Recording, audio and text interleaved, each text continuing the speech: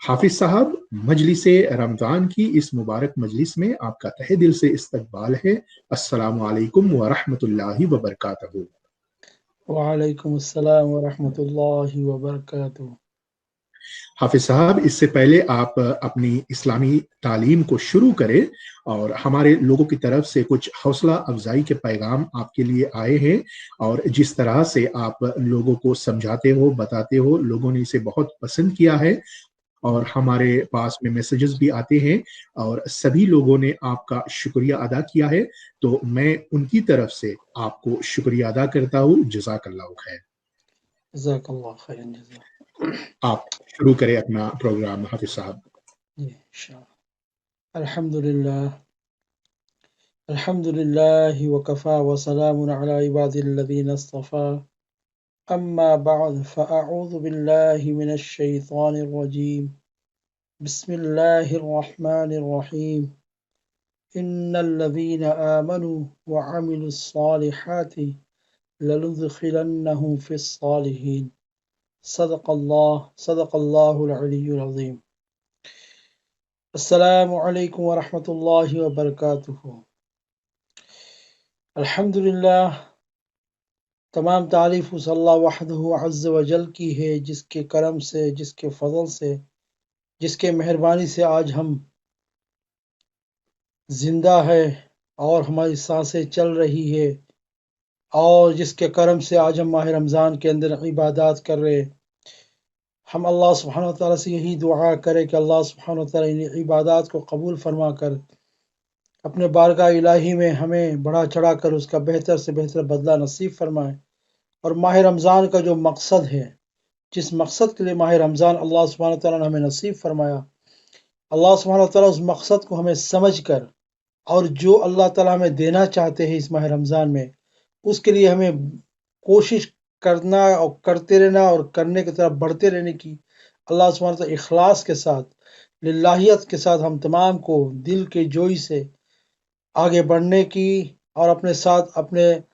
باقی ساتھیوں کو، گھر والوں کو ساتھ میں لے کر آگے چلنے کی توفیق نصیب فرمائے، آمین۔ تو میرے سامعین کرام، جو پروگرام ماشاءاللہ ہماری اسلامیت پر چل رہا ہے، الحمدللہ اب ہم اس جگہ پر پہنچے ہیں جہاں پر جو ہے ہم اللہ سبحانہ تعالیٰ کے سب سے پہلا احکام، جس کو نماز کہا جاتا ہے، نماز کے مسائل کے اندر ہم ماشاءاللہ بھی مذاکرہ کر رہے۔ تو نماز کے پڑھنے سے پہلے ہمیں 7 چیزوں کو پاک کرنا ہمارے لیے شرط ہے، فرض ہے۔ تو جس طرح سے کل الحمدللہ میں نے چھوٹی سی مذاکرہ کیا تھا استنجے کے اوپر، تو سب سے پہلا نماز سے باہر جو چیز فرض ہے وہ 7 چیزیں، ان میں سب سے پہلا ہے بدن کا پاک کرنا۔ بدن یعنی ہمارے باڈی کا پاک ہونا۔ ہمارے باڈی کا پاک ہونے سے مراد کیا ہے کہ ہم جب نماز پڑھنے کے لیے،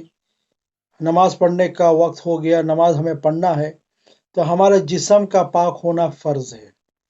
اب جسم کا پاک ہونا فرض سے مطلب کیا ہے کہ ہمارے جسم 2 طرح کی جو ہے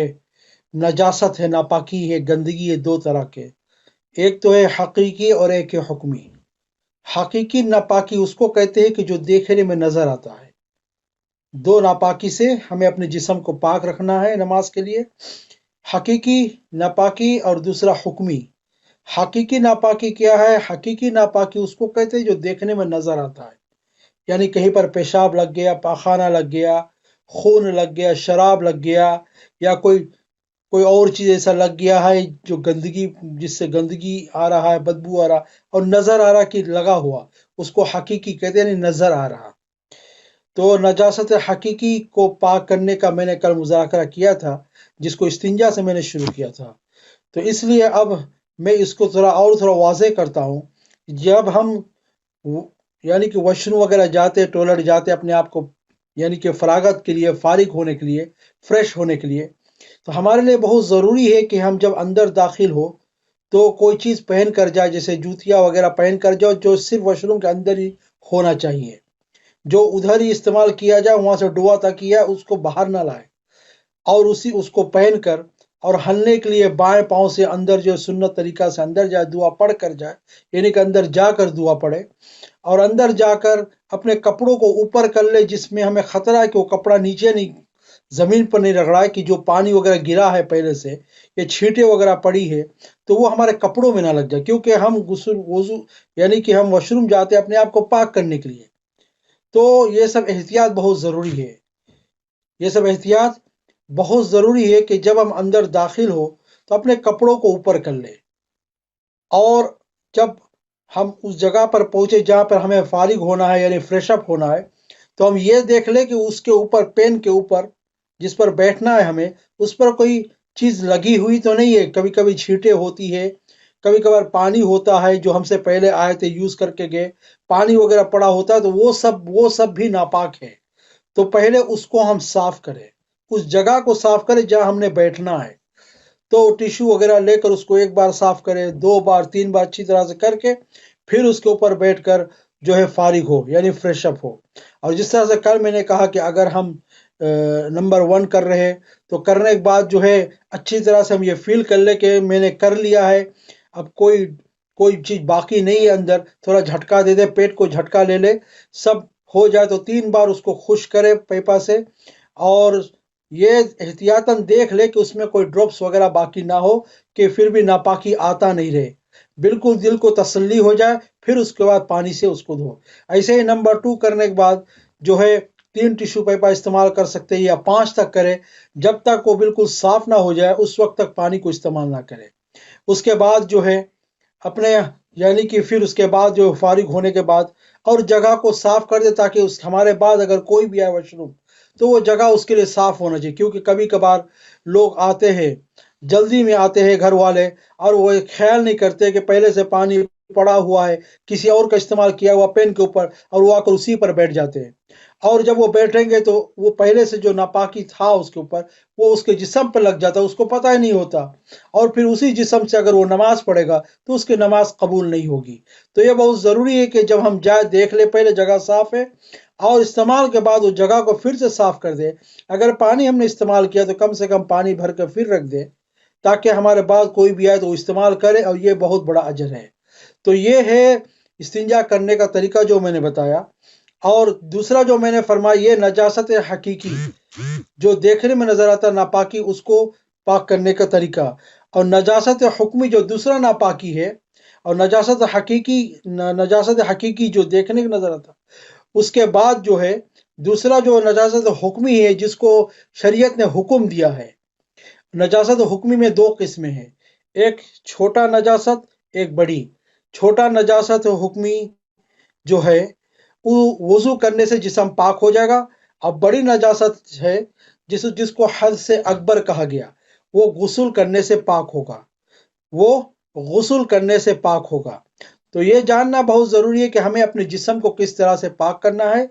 جیسے کل میں نے یہ بھی کہا تھا کہ جسم پر کہیں پر اگر کچھ لگ جائے، پیشاب پاخانہ، خون لگا ہے یا شراب وغیرہ لگ گیا وغیرہ وغیرہ، کچھ بھی ایسے ہو گیا،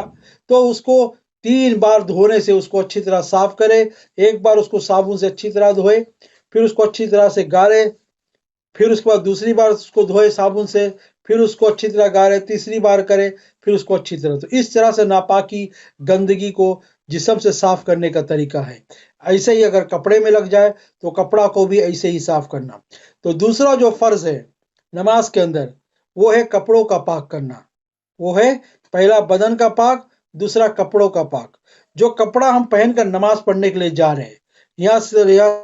سے لے کر ٹوپی سے لے کر یہ اوپر پہننے کا، اس کے اندر جو پہننے کا، نیچے جو پاجامہ پہن رہے، اس کے اندر جو بھی چیزیں نماز کے اندر پہنے ہوئے وہ سب کچھ پاک ہونا چاہیے، وہ سب کچھ پاک ہونا چاہیے۔ اور یہاں تک کہ جو مصلی ہم استعمال کر رہے، جس جگہ پر بھی ہم نماز پڑھ رہے، وہ بھی پاک صاف جگہ ہونا چاہیے۔ روایت میں یہ بھی ہے کہ جو مصلی ہم استعمال کرے اتنا موٹا ہونا چاہیے کہ اگر نیچے بھی اس کا ناپاکی ہو، گندگی ہو، تو اس کے خوشبو اوپر نہیں آنا چاہیے۔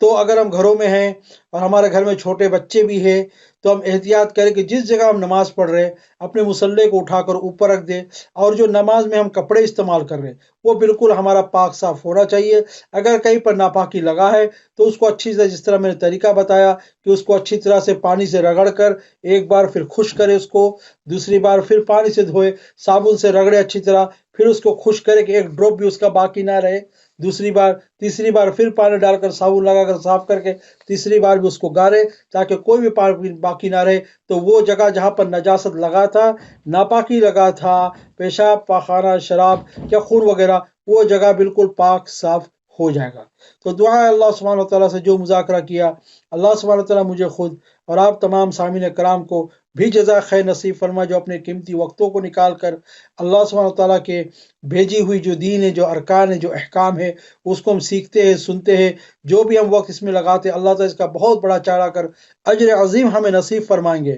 اور دوسری بات یہ ہے کہ ہم دین کے علم کو سیکھ رہے ہیں،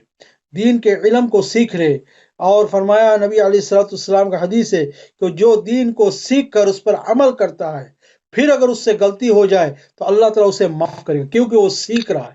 لیکن جو سیکھے گا نہیں اور بغیر سیکھے ہوئے کرے گا، پھر اگر وہ غلطی کرے تو وہ بہت بڑا گنہگار ہے۔ تو یہی ہے سیکھنا سکھانا، اور جو مذاکرہ ہوا اللہ سبحانہ وتعالیٰ اس کی ہمیں سمجھ نصیب فرمائے۔ ایسے ہی ہم جو ہے آپس میں ایک دوسرے کے ساتھ مذاکرہ کرتے ہوئے، اللہ سبحانہ وتعالیٰ نے جو قرآن پاک کی آیت نازل فرمائی، جو آیت میں نے پڑھی ہے، جس میں اللہ تعالیٰ فرما رہے ان الذین آمنوا وعملوا الصالحات لندخلنہم فی الصالحین، کہ اللہ تعالیٰ پر جس نے ایمان لایا، کلمہ والے جس نے اللہ پر ایمان لایا اور وہ نیک عمل کرے، اور وہ نیک عمل کر رہے،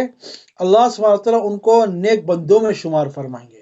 تو یہ سب شروع ہوتا ہے، یعنی کہ عبادات شروع ہوتی ہے ہماری جو ہے ناپاکی سے۔